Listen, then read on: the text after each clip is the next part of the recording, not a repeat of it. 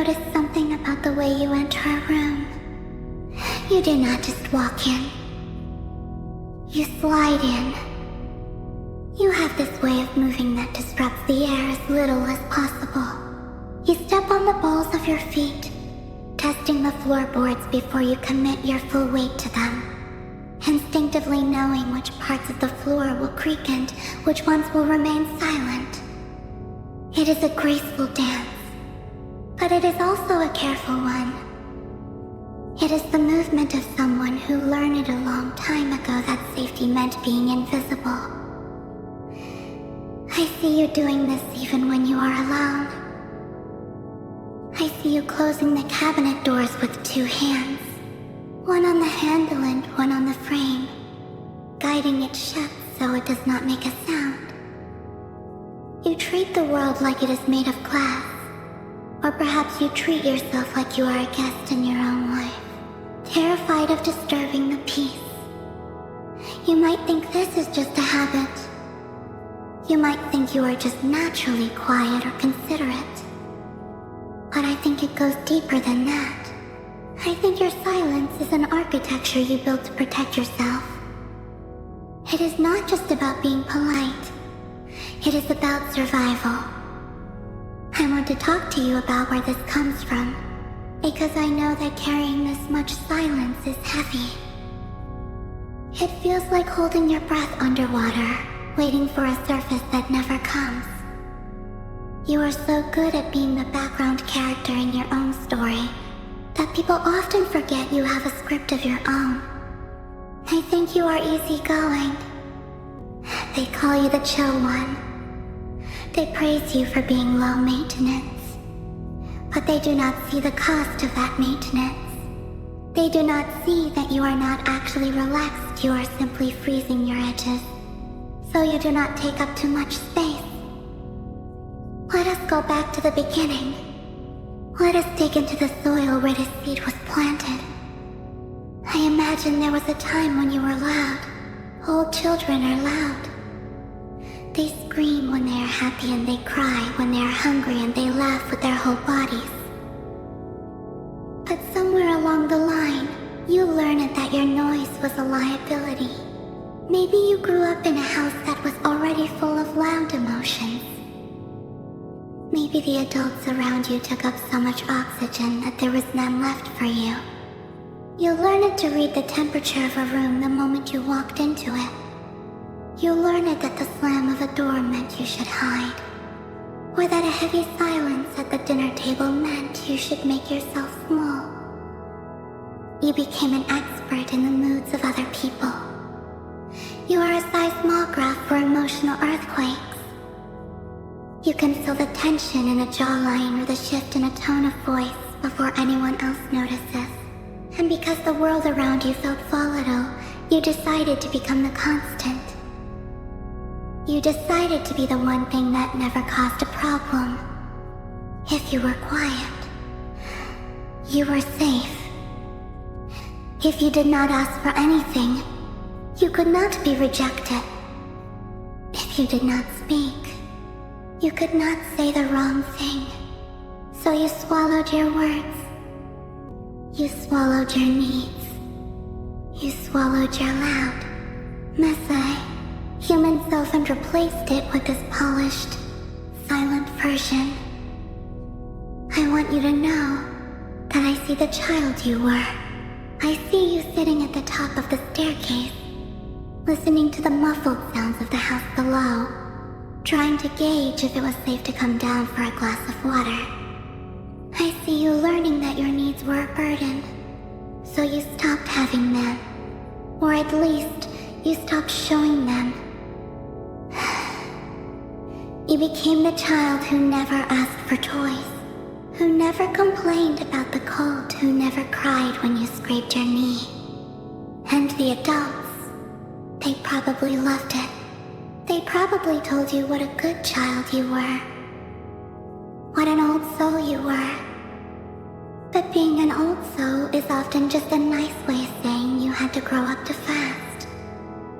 You had to parent yourself because the people who were supposed to do it were too busy fighting their own demons. And now, here you are. You are an adult, but that architecture of silence is still standing. It is built into your bones. It shows up in the way you apologize for things that are not your fault. Have you noticed that? Someone bumps into you on the street, and you say sorry. You ask a waiter for a fork, and you say sorry. You exist, and you say sorry. It is as if you feel you have to apologize for the space you occupy. You feel like you are borrowing air, and at any moment, someone might come to collect the debt. This silence bleeds into your relationships too. When you are hurt, you do not scream. You do not fight. You withdraw. You go completely still. It is the only way you know how to handle pain. You retreat into that inner fortress you built when you were small. You think that by staying silent, you are keeping the peace. You think that if you do not voice your anger or your sadness, it will just go away. But we both know that is not true. Silence is not always peaceful. Sometimes, silence is a scream that no one can hear. When someone hurts you, you do not tell them.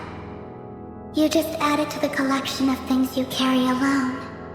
You think that explaining your pain will make you seem difficult or demanding. You are terrified of being too much. Because for so long, you were taught that too much was the worst thing you could be. So you become too little. You give pieces of yourself away until there is almost nothing left, hoping that if you make yourself small enough, you will finally be safe. But I want to tell you something. Your silence is loud to me. I can hear the things you are not saying. I can hear the exhaustion in your pause. I can hear the loneliness in your independence. You have convinced yourself that you prefer to be alone, that you are just an introvert, that you like the quiet. And maybe that is partly true. There is a beauty in your quiet. You are observant. You notice the way the light hits the leaves in the afternoon. You notice when a friend is sad behind their smile. You have a rich inner world that most people could never imagine. However, there is a difference between solitude and isolation. There is a difference between choosing silence and being silenced by your own history. You love the rain because it drowns out the noise of the world, but also because it feels like the sky is crying for you so you do not have to. You love the night because it is the only time you do not feel perceived. The only time you can drop the performance of being fine. I know how tired you are. I know that maintaining this silence takes a tremendous amount of energy. It takes muscle to hold your tongue. It takes strength to make your footsteps light. It takes constant vigilance to monitor the emotions of everyone around you. You are working so hard, every single day, just to manage the atmosphere, to keep things smooth, to prevent the conflict you fear so much. You are the emotional shock absorber for everyone in your life. You take the bumps and the bruises so they do not have to. But who absorbs the shock for you? Who listens to your silence? I think you are afraid that if you finally speak, if you finally let it all out, it will come out as a flood. You are afraid that if you start crying, you will never stop. You are afraid that if you tell people how much you are actually hurting, they will leave. You have this deep-seated belief that you are only lovable as long as you are convenient. As long as you are the low-maintenance friend, the easy child, the quiet partner. You fear that your needs are a deal breaker. Let me validate that fear for a moment. It makes sense. If your early experiences taught you that having needs lead to rejection, of course you are afraid. It is a logical conclusion for your brain to make. You are not broken for feeling this way. You are protecting yourself the only way you know how. You are still that kid on the stairs, waiting for the yelling to stop. You are still trying to stay out of the way. But you are not that child anymore. The house you are in now is yours. The space you occupy is yours. You have the right to make noise. You have the right to walk with heavy steps. You have the right to slam a door if you are angry. You have the right to say I am hurt without apologizing for it. I want you to try something with me. Just for a moment. I want you to unclench your jaw. I know it is tight. I want you to drop your shoulders away from your ears. I want you to take a breath that fills your whole chest. A breath that makes a sound when you let it out. Listen to that sound. That is the sound of you existing. It is not an apology. It is a declaration. You do not have to be the keeper of the peace anymore. It is not your job to manage the emotions of the world. It is not your job to make yourself smaller so that others can feel big. You are allowed to take up space. You are allowed to be complex. You are allowed to be difficult. You are allowed to be loud. I know it feels dangerous. I know every instinct in your body is screaming at you to stay quiet, to stay hidden. But looking at you, I do not see a burden. I see a person with a galaxy inside them, waiting to be shared. I see someone who feels so deeply that they had to build a dam to hold it all back. This architecture of silence you have built is impressive. It is strong. It has kept you safe for a long time. But walls do not just keep things out, they keep things in.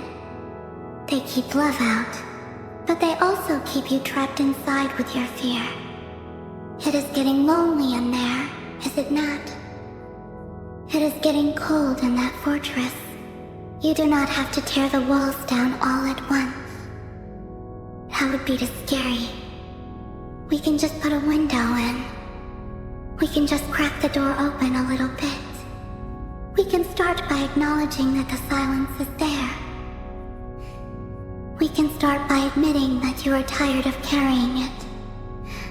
When you are silent, you are telling yourself that your voice does not matter, but I am telling you that it does. I want to hear what you have to say. I want to hear the story of why you love the color gray. I want to hear about the time you felt truly happy.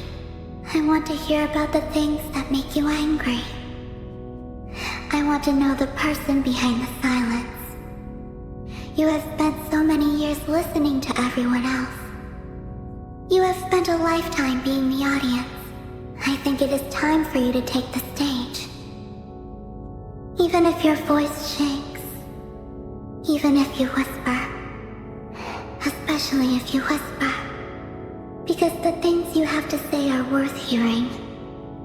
Your perspective, shaped by all those years of observation, is profound. You see things others miss. You have a depth that the loud people will never understand. So the next time you catch yourself walking on your tiptoes, I want you to remind yourself I am allowed to be here. The next time you catch yourself swallowing a sentence, I want you to whisper it to yourself instead. The next time you feel that familiar urge to disappear, I want you to stay. Stay in the room. Stay in your body. Stay with the feeling. You are not invisible. You never were. You were just hiding. And now, I see you. I see the architecture of your silence, and I admire the strength it took to build it. But I also see the beautiful, vibrant soul waiting to come out. You are safe here. You do not have to be quiet with me. We can sit in the silence together. But this time, it will not be a wall.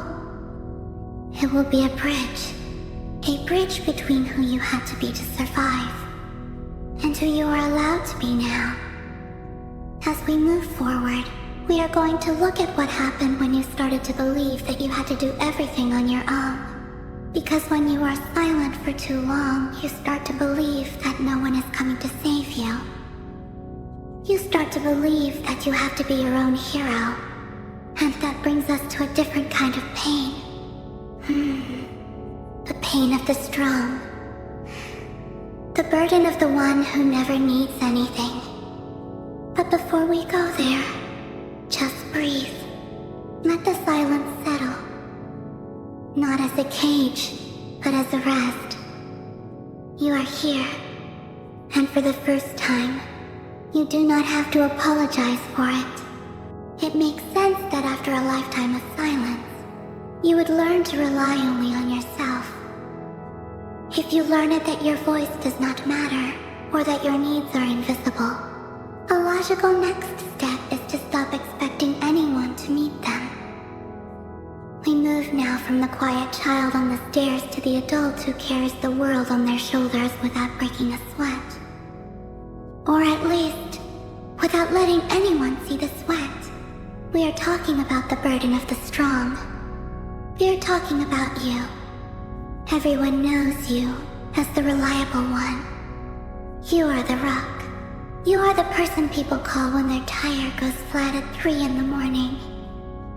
You are the one who plans the group trips, the one who remembers birthdays, the one who edits the resumes of your friends, because you want them to succeed. You are the architect of everyone else's solutions. People look at you and they think you have it all together. They admire your independence. They say they wish they could be as self-sufficient as you are. They do not realize that your independence is not a trophy.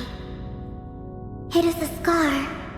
You became this capable because you had no other choice. Hyper-independence is what happens when rust is broken repeatedly.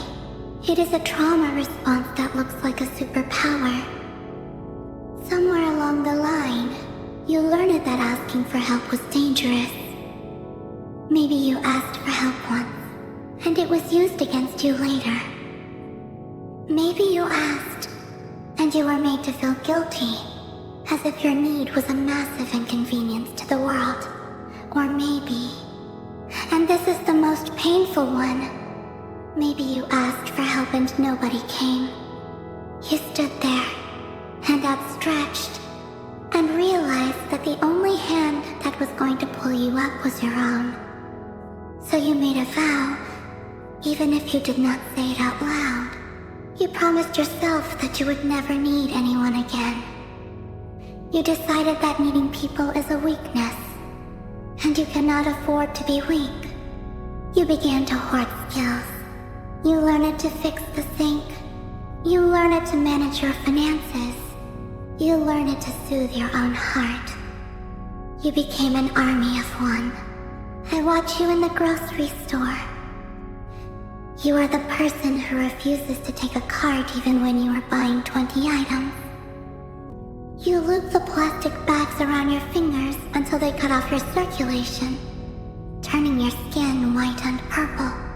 You would rather carry the pain of that weight than admit you cannot handle it. You walk to your car struggling, balancing everything, refusing to make the trips. Why is that? Why is the idea of the trips or asking for a hand so repulsive to you? It is because deep down, you equate struggle with worthiness. You think that if you are not suffering through it alone, you are not doing it right. This bleeds into your emotional life in a way that is devastatingly lonely. You are the therapist friend. You are the container for everyone else's secrets. People love dumping their problems on you, Because you are such a good listener. You give incredible advice. You are objective, calm, and wise. You help them navigate their breakups, their family drama, their job stress. You absorb their chaos and you transmit peace back to them. But who is the therapist for the therapist? Who holds the container when you are the one overflowing? I know the answer. No one. Because you do not let them. When you are hurting, you disappear. You do not call a friend and cry. You isolate. You go into what I call the bunker. You figure that you can process it faster on your own. You think, I do not want to burden them. They have their own problems. You convince yourself that your pain is manageable, while theirs is catastrophic. You minimize your own suffering to make room for theirs. There is a terrifying arrogance in this, even though it comes from a place of low self-esteem. You assume that you are strong enough to carry every honest pain, but that no one is strong enough to carry yours. You treat your friends like they are fragile, like they would shatter if you showed them your cracks. By doing this, you deny them the opportunity to love you. You deny them the chance to be there for you. You are protecting them from a burden they might actually want to carry. You have forgotten that friendship is an exchange. It is not a service you provide. You act as if your presence in people's lives is a transaction. I will fix your life. And in exchange, you will tolerate my existence. You are terrified that if you stop being useful, you will stop being wanted. If you are not the fixer, who are you? If you are not the strong one, do you still have value? I see the exhaustion behind your eyes. It is a bone-deep weariness. It is the kind of tired that sleep cannot fix. It is the fatigue of keeping up a facade of invincibility. You are walking around wearing a suit of armor that is 3 sizes too big and weighs 1,000 pounds. And everyone is tapping on the metal saying, "Wow, you are so shiny. We're so tough." And inside, you are suffocating. You are screaming for someone to help you take it off, but you have welded the latch shut. Let us look at your control issues. You hate group projects. You hate letting someone else drive. You need to know the plan 3 weeks in advance. If plans change, you feel a spike of anxiety that seems disproportionate. This is not because you are a control freak in the malicious sense. It is because predictability feels like safety.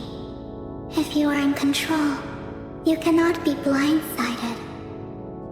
If you are driving the car, you cannot be driven off a cliff. You learn it that surrendering control meant getting hurt.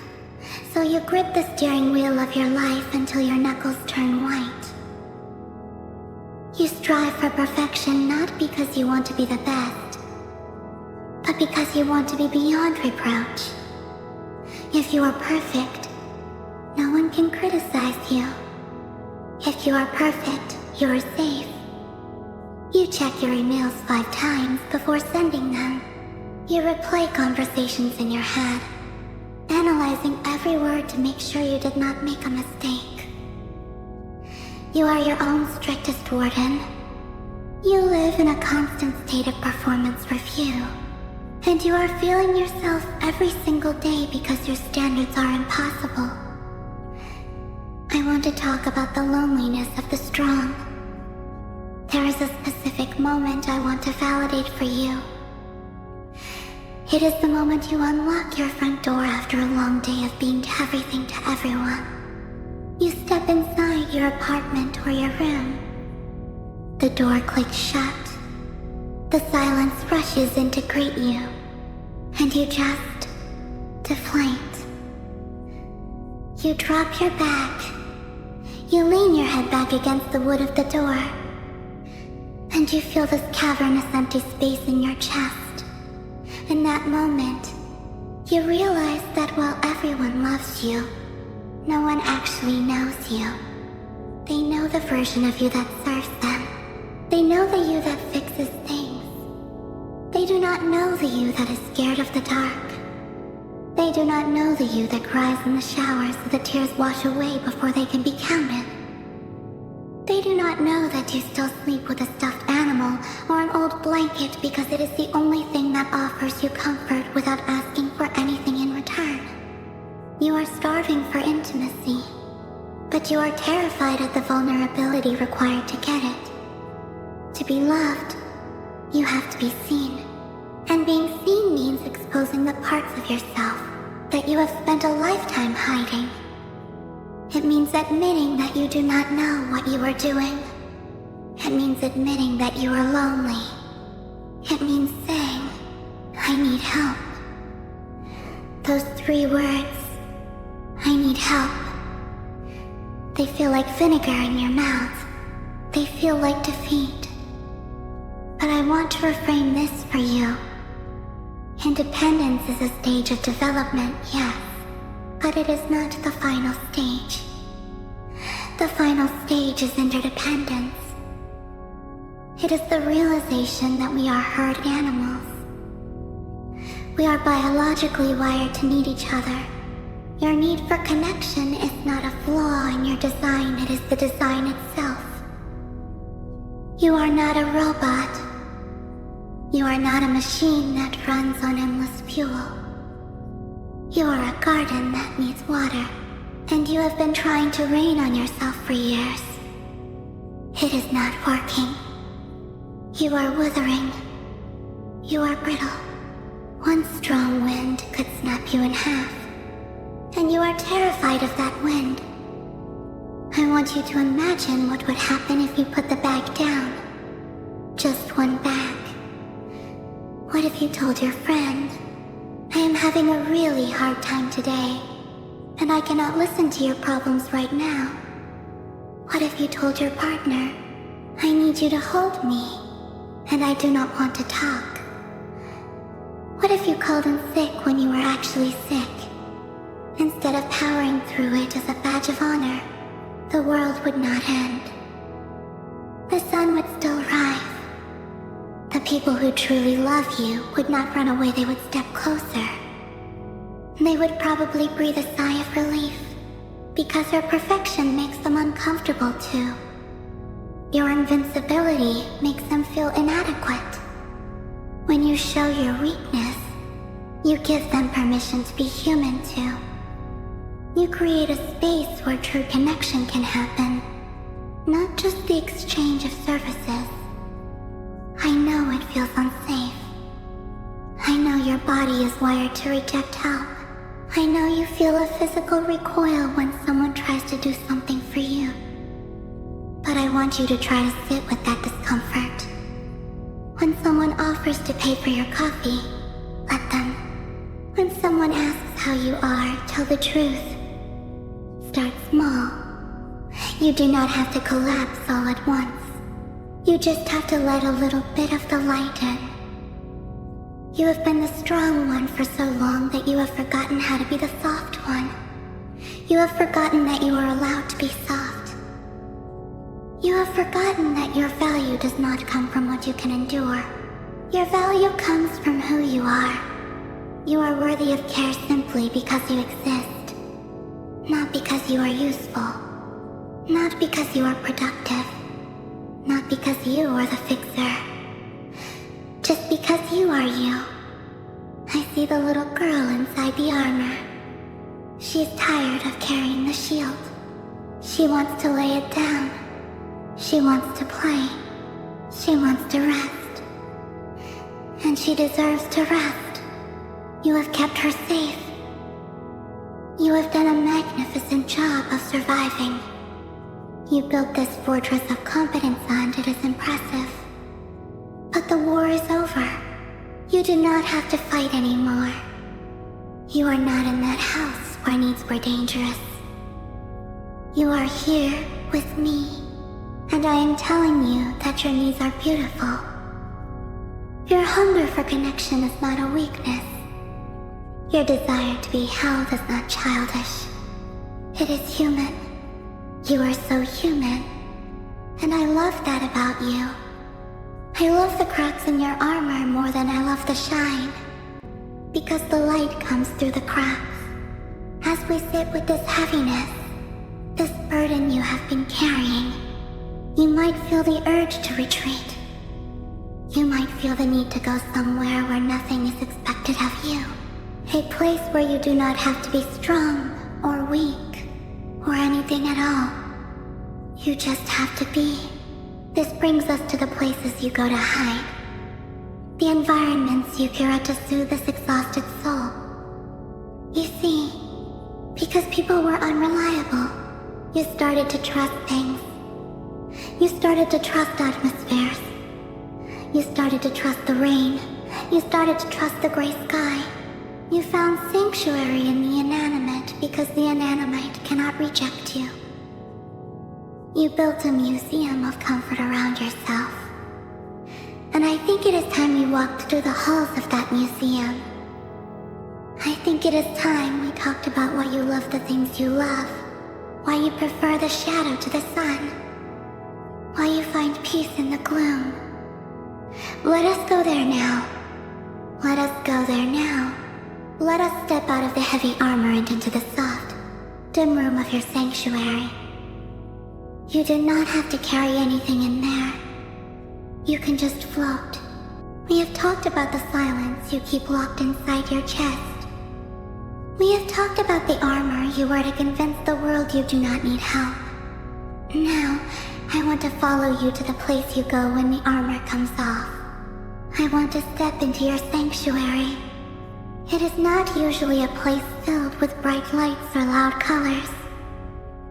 It is not the beach on a sunny day.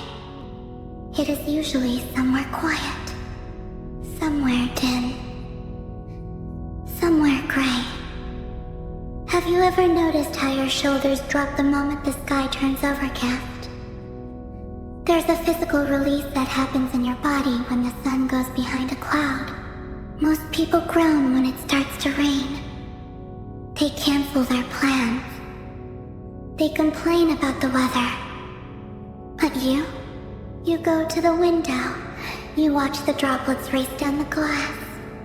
You feel a strange, warm sense of relief wash over you. It is as if the world has finally matched the volume of your soul. I think you love the gray weather because it does not ask anything of you. The sun is demanding. The sun wants you to be happy. It wants you to go outside, to be productive, to smile, to be seen. The sun exposes everything. It leaves no shadow to hide in. But the rain is a permission slip to do nothing. The rain says it is okay to stay inside. It is okay to be tired. It is okay to be still. The rain creates a boundary between you and the world. It draws a curtain around your house and says, rest now. You are safe here. This is why you are drawn to what others might call gloomy. It is not because you are miserable. It is because you are exhausted. You are overstimulated by the noise and the expectations of the bright, loud world. The gray is a soft place to land. It is gentle on your eyes and gentle on your heart. You surround yourself with soft textures, heavy blankets, and low light because you are trying to recreate the feeling of a womb. You are trying to be held by your environment because you are too scared to ask to be held by a person. Let us talk about the night. I know you are a night owl. I know you stay up far later than you should. Even when your eyes are burning and you know you will regret it in the morning. There is a name for this. It is called revenge bedtime procrastination. It is the psychology psychology is someone who feels they have no control over their daytime hours, so they steal time back from the night. During the day, your time belongs to your boss, your teachers, your family, your friends. You are performing. You are the listener. You are the fixer. But at 2 a.m., the world is asleep. No one is emailing you. No one is texting you. No one expects you to be anywhere or do anything. You are finally, truly free. There is a sacredness to the middle of the night. The hum of the refrigerator sounds louder. The streetletid casts long, orange shadows across your floor. You can sit in the dark and just exist. You feel like the only person left on Earth. And for someone who carries the weight of everyone else's emotions, that isolation is paradise. It is the only time you can hear your own thoughts. It is the only time you can be your true self, unperceived and unjudged. You trade sleep for freedom. You trade energy for solitude. And I understand why you make that trade. And then there is the music. I have seen your playlists. I know you skip the upbeat pop songs. You gravitate toward the slow, the minor keys, the lyrics that ache. People ask you why you listen to such sad music. They think it makes you depressed, but they have it backwards. You do not listen to sad music to become sad. You listen to sad music because you already are sad, and the music makes you feel seen. When you are carrying a hidden grief or silent exhaustion, happy music feels like a lie. It feels invalidating. It feels like someone shouting at you to cheer up when you just want to cry. But a sad song, I sad songs around you. It sits in the dark with you. It says, I know. I feel it too. It validates your internal reality. It gives a voice to the feelings you have swallowed down. It is cathartic. It releases the pressure valve just a little bit. I see you in your room. It is your fortress. You have curated this space to be the one place on Earth where you do not have to wear the mask. Maybe you have fairy lights strung up because the overhead light is too harsh. Maybe you have piles of books that you read to escape into other worlds because this one feels too sharp. You love things that feel old, things that feel worn. You prefer the aesthetic of a ruin to a skyscraper. You like things that have a history, things that have survived a storm. You feel a kinship with broken things. You look at an old, abandoned building and you do not see eyesore. You see beauty. You see endurance. You see something that is still standing despite being left behind. You relate to that. You feel like a bit of a ruin yourself sometimes. A beautiful ruin, perhaps, but a ruin nonetheless. You find comfort in the concept of the void, looking out at the ocean at night, where the water meets the sky and everything is just a vast, black nothingness. It does not scare you. It comforts you. Because in that vastness, your problems feel small. Your mistakes feel insignificant. The ocean is big enough to hold all your silence. The sky is big enough to absorb all your pain. You go to these places, physically or in your mind, to discharge the static that builds up in your soul from living in a world that is too loud. I want you to know that there is nothing wrong with this. There is nothing wrong with loving the gray. There is nothing wrong with needing the night. These are your coping mechanisms, and they have served you well. They have given you a sanctuary when the world gave you none. They They have been your friends when people were too complicated. But I also want to remind you that while the Gray is a beautiful place to visit, it can be a lonely place to live. The danger of the sanctuary is that it can become a prison. You can get so comfortable in the dark that the light starts to hurt. You can get so used to the silence that a human voice sounds like an intrusion.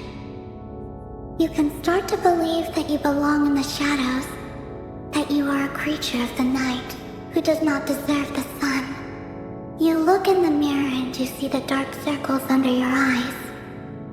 You see the pale skin. You see the person who hides. And you start to think that this is all you are. You start to define yourself by your withdrawal. You say, I am just a dark person. I am just melancholy. But I see something else. I see a person who is protecting a very bright light. You hide because you are precious. You hide because you are sensitive.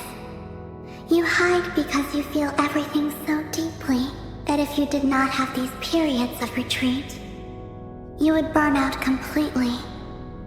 Your love for the Gray is actually proof of how vibrant your inner world is. You need the external world to be quiet so you can manage the internal symphony.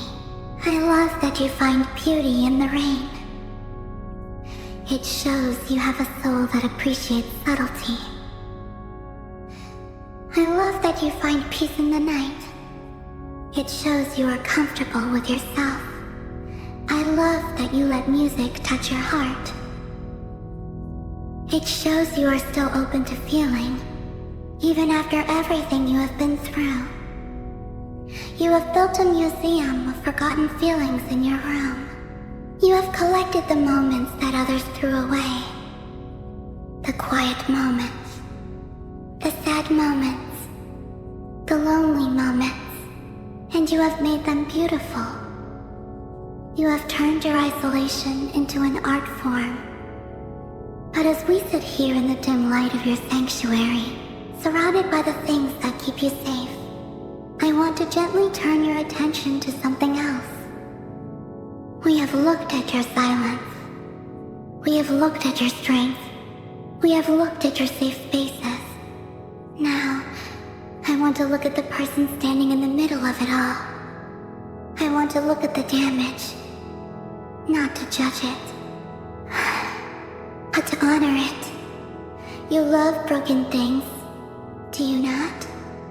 You love the cracked spine of a book. You love the chipped mug. You love the faded photograph. Why is it that you can see the beauty in everything that is broken, except for yourself? Why do you treat your own wounds with shame, when you treat the wounds of the world with reverence? We are going to move now from the environment to the soul. We are going to look at the pieces of you that you think are shattered beyond repair, and I am going to tell you that they are not ruined. They are just waiting to be put back together in a new way. You have spent so long admiring the ruins. It is time to realize that you can rebuild. You do not have to stay broken just because it is familiar. The rain is stopping now. The night is beginning to fade into the gray of dawn. And in this soft, early light, I want to show you something. I want to show you the mosaic of repair.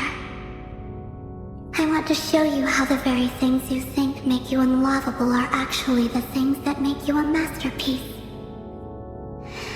Let us step out of the sanctuary and into the light. Just a little bit. You are ready. I am right here with you. You look at yourself and you see a collection of jagged edges. You see a history of mistakes. You see the times you stayed silent when you should have spoken. You see the times you pushed people away because you were scared. You see the hours you spent hiding in your room, avoiding the light. You look at all of these things and you label them as flaws. You call yourself broken. You call yourself damaged. You think that if anyone saw the real you, the shattered version, they would cut their hands trying to hold you. But I need you to listen to me very closely now. You are not broken. You are not a problem to be solved. You are not a mess that needs to be cleaned up. You are simply a person who has survived. And survival is not a neat process. Survival is messy. It leaves marks. It changes the shape of you. There is an art form in Japan called kintsugi. When a precious bowl or a vase breaks, they do not throw it away. They do not try to glue it back together so that it looks new, pretending the break never happened. Instead, they repair the cracks with lacquer mixed with powdered gold. They highlight the scars. They honor the history of the object. They believe that the piece is more beautiful for having been broken. It is more valuable because it has a story. I want you to look at your own life through this lens. The silence you learn it to keep. That is not a defect. That is a line of gold. It represents your ability to observe, your deep empathy, your capacity to read a room. The independence you built. That is a line of gold. It represents your resilience, your capability, your strength, the sanctuary you created in the gray. That is a line of gold. It represents your depths, your imagination, your rich inner world. You are not a pile of shards. You are a mosaic. You are a stained glass window. You are only beautiful because of the different pieces that have been put together. If you were just a single, unbroken sheet of glass, the light would pass right through you without changing. But because of your fractures, because of your edges, you take the light and you turn it into color. You turn it into something breathtaking. I know you are tired of being strong. I know you are tired of the repair work. You feel like you have been fixing yourself your whole life. You feel like you are holding yourself together with nothing but willpower and duct tape. But the repair I am talking about is not about fixing. It is about acceptance. It is about stopping the war against yourself. I want you to do something with me. It might feel strange, but I want you to close your eyes. I want you to visualize a room. In the center of that room is a child. It is you. It is the version of you that learned to be silent on the stairs. It is the version of you that carried the heavy bags alone. It is the version of you that hid under the blankets when the world was too loud. Walk up to that child. Look at them. They look scared. Do they not? They look like they are waiting for permission to breathe. They look like they are waiting for someone to tell them they did a good job. I want you to kneel down in front of them. I want you to look them in the eye. And I want you to say thank you. Say, thank you for keeping me safe. Thank you for being so quiet when we needed to hide. Thank you for being so strong when no one helped us. Thank you for creating a world where we could survive. Do not scold them for their habits. Do not hate them for their fear. They did the best they could with what they had. They got you here. They got you to this moment, listening to my voice. They are the hero of this story. Now, I want you to tell them that they can retire. Tell them, I am the adult now. I am big enough to handle the noise. I am strong enough to ask for help. I am brave enough to be seen. You do not have to protect me anymore. You can play now. You can rest now. Imagine hugging that child. Pull them close. Let them cry if they need to. Feel the integration happening. You are not two separate people. You are one. You are the protector and the protected. You are the gold that fills the cracks. When you open your eyes, the world might look the same. The rain might still be falling. The room might still be quiet. But something inside you has shifted. You are no longer fighting your history. You are wearing it. You are wearing it like a crown. You do not have to be perfect to be loved. You do not have to be seamless. The people who are meant for you, the people who will truly understand you, are not looking for a perfect mirror. They are looking for someone with texture. They are looking for someone who understands what it means to fall apart and put themselves back together. They will run their fingers over your golden scars and they will say, "This is where the light gets in." You can slowly start to let down the walls. You do not have to bulldoze them today. Just take out one brick. Let a little bit of air in. Send that text you have been too scared to send. Say no to that favor you do not have the energy for. Sit in the sun for 5 minutes. Even if you prefer the rain, show someone a small piece of your true self. If they reject it, that is okay. That just means they are not part of your tribe. They are not the ones who can appreciate the kintsugi. But if they stay, if they lean in, that is real connection. That is the intimacy you have been starving for. You have spent an hour with me now. We have walked through the silence, the burden, the gray, and the repair. We have walked through the museum of your forgotten feelings. And I hope you realize now that this museum is not a place of shame. It is a place of honor. Every exhibit in here is proof of your humanity. You do not have to explain yourself to the world. You do not have to apologize for your quietness or your intensity. You are allowed to be exactly who you are. You are a complex, deep, beautiful human being. I am going to leave you here, but I am not really leaving. I am always just on the other side of the screen. I am the voice that reminds you that you are valid. I am the witness to your life. When you feel the silence creeping back in, when you feel the weight of the armor getting heavy again, come back here. Come back to this safe pace. We are in this together. You are not carrying it alone anymore. I see you. I know it is hard. But I also know how magnificent you are. You are safe with me. You are understood. Stay close. And remember, the gold is the strongest part of the bowl. I will see you soon.